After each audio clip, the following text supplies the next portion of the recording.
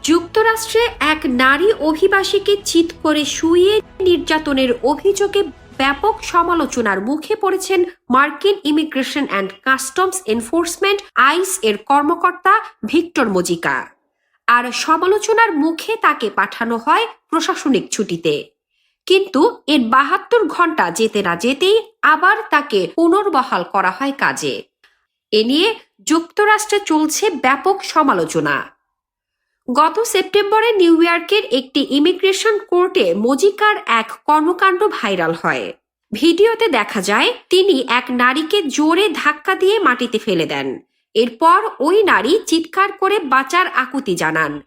এই ঘটনাটি প্রকাশ পেলে department of homeland security DHS দ্রুত তাকে প্রশাসনিক ছুটিতে পাঠায় এবং আচরণকে অগ্রহণযোগ্য বলে বিবৃতি দেয়।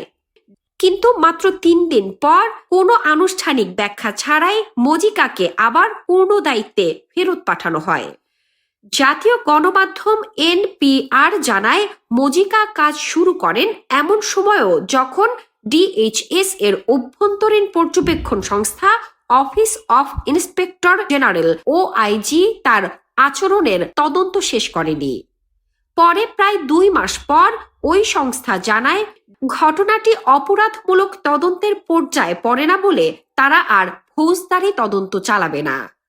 আর এই দ্রুত পুনর্বহাল নিয়ে প্রশাসনের ওপর উঠেছে তীব্র প্রশ্ন, বিশেষ করে ডিপার্টমেন্টের শৃঙ্খলা ও জবাবদিহি ব্যবস্থা কতটা স্বচ্ছ ও কার্যকর তা নিয়ে।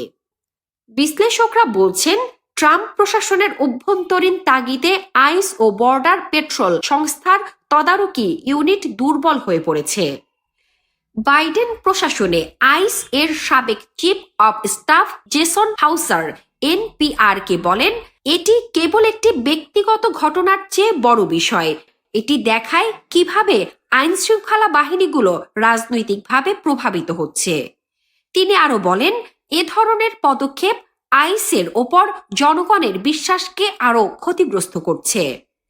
এ বিষয়ে DHS এর মুখপাত্র ট্রিশিয়া ম্যাকলাফিন এক বিবৃতিতে বলেন, ভিডিওতে অফিসারের আচরণ অগ্রহণযোগ্য এবং আইস এর পেশাদার মানের নিচে।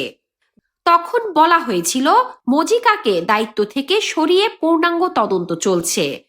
কিন্তু পরের সোমবারই তিনি ফুল অ্যাক্টিভ ডিউটিতে ফিরে যান, যা ট্রাম্প প্রশাসনের অভ্যন্তরীণ সূত্রে রাজনৈতিক সিদ্ধান্ত হিসেবে বর্ণিত হয়। এই ঘটনায় তীব্র প্রতিবাদ জানিয়েছেন মার্কিন বিভিন্ন পেশাদার মানুষ। নিউ ইয়র্কের ডেমোক্র্যাট কংগ্রেসম্যান ড্যান গোল্ডম্যান বলেন, ৩ দিনের মধ্যে কি ধরনের তদন্ত হয়েছিল আর কিভাবে তাকে ফেরানো হলো এ প্রশ্নের উত্তর কোথাও পাওয়া যায়নি। তিনি DHS সচিব ক্রিস্টি নোম এর কাছ থেকে ব্যাখ্যা চান। নোমের অফিস থেকে পাঠানো জবাবে বলা হয়, ঘটনাটি যথাযথ পর্যালোচনার জন্য ফরওয়ার্ড করা হয়েছিল এবং ২৫ নভেম্বর OIG সিদ্ধান্ত নেয় এটি ফৌজদারি তদন্তের পর্যায়ে পড়ে না। নোমের এই জবাবকে অসন্তোষজনক ও অস্পষ্ট বলে অভিহিত করেছেন গোল্ডম্যান। বিশেষজ্ঞরা আরো বলেন, মার্কিন অভিবাসন নীতির কঠোরতা ও দ্রুত অফিসার নিয়োগের ফলে তদারকির মান আরো কমছে।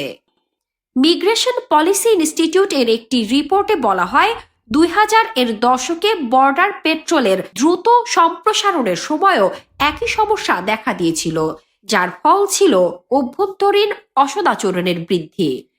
প্রাক্তন আইস কর্মকর্তা ডারিয়াস রিভস বলেন, এটা সত্যি যে যদি কোনো অপরাধমূলক অভিযোগ না থাকে প্রশাসন দ্রুত পুনর্বহাল দিতে পারে, কিন্তু জনগণকে যুক্তিসঙ্গত ব্যাখ্যা দেওয়া উচিত ছিল।